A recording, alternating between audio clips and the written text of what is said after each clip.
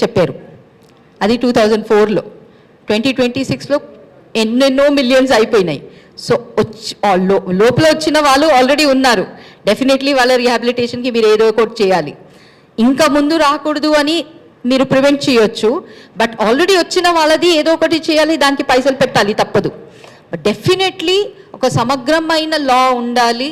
అది స్ట్రెంగ్తన్ చేసి కరెక్ట్గా చేయడంలోనే ఎంత మనం ప్రివెంట్ చేయొచ్చు అంత మంచిది. ఏ మనిషి కూడా ఇట్లాంటి ఒక నరకంలో వెళ్ళకూడదు అని మేము కూడా కోరుకుంటున్నాము. అండ్ హోప్ఫుల్లీ గవర్నమెంట్కి కూడా అది అర్థమవుతుంది. అంటే మీ పిటిషన్లో ఇది పెట్టలేదా మేడం? పెట్టినామండి. ఇది కూడా పెట్టారా madam? To be stricter, not only strict, new law తీసుకోరండి. ఎన్ఐఏ లాంటి ఏజెన్సీకి పర్టిక్యులర్ క్రైమ్ నా ఇన్వెస్టిగేట్ చేయడానికి పవర్స్ ఇవ్వండి. సో అది అక్కడ మోసపడినాం మేము. 2015లో వాళ్ళు ఒప్పుకున్నారు లా తీసుకొస్తామని. అది చెప్పి మేము 2 years వెయిట్ చేసినాం, ఏం రాలేదు. ఇంకొకసారి 2017లో కేసు ఓపెన్ చేయించినాం, ఇంకొకసారి కేసు ఓపెన్ చేయించినాము 2022లో. సో రెండోసారి మాట ఇచ్చి మేము లా తీసుకొస్తున్నాము, లాని ఇంకా స్ట్రెంగ్తన్ చేస్తాము అట్లాంటి మాటలు చెప్పి, ఇన్ఫ్యాక్ట్ అపర్ణ గారు చెప్పిన టైంలో మీకు అర్థమయ్యి ఉంటుంది, మేము ఆర్గనైజ్ క్రైమ్ ఇన్వెస్టిగేటింగ్ ఏజెన్సీ అని ఒక ప్రత్యేకమైన ఏజెన్సీ తీసుకురండి.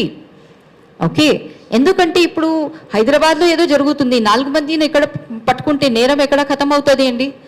వీళ్ళ మొత్తం చైన్ మీరు పట్టుకోవాలి. దానికి jurisdictions, inter jurisdictions, inter state jurisdictions, cross border జ్యూరిడిక్షన్స్లో పవర్ ఉన్న ఒక పోలీస్ శాఖ కావాలి. That means a pan India agency. So organise crime investigation agency దాంట్లో అడిగినాం. అది ఇప్పుడు కూడా ఈ జడ్జిమెంట్లో మాకు రిలీఫ్ రాలేదు. ఎందుకంటే సుప్రీంకోర్టుకి అనిపించింది ఇప్పుడు ఉన్న ఎన్ఐకి ఇచ్చిన పవర్ ఈజ్ ఫైన్, ఇంకా మీరు ఒక కొత్త చట్టం తీసుకురండి అని డైరెక్షన్ ఇచ్చారు. Thank you madam, thank you so much. Any other questions అండి? I like to thank everybody for joining us and please be our champions and ambassadors to give the right message outside అండి. లాస్ట్కి ఇంత కష్టపడి బాధితురాలకి ఒక judgement తీసుకొని వచ్చి adult sex workers గురించి ఒక జడ్జ్మెంట్ తీసుకొచ్చినాం లాగా ప్లీజ్ రాయకండి. జడ్జ్మెంట్లో ఏముంది దాన్ని అన్ని విషయాలు మేము ఈ సమ్మరైజ్ చేసి మీకు ఇస్తున్నాము. Please give the right representation.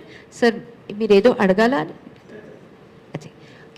I want to thank all of you all for being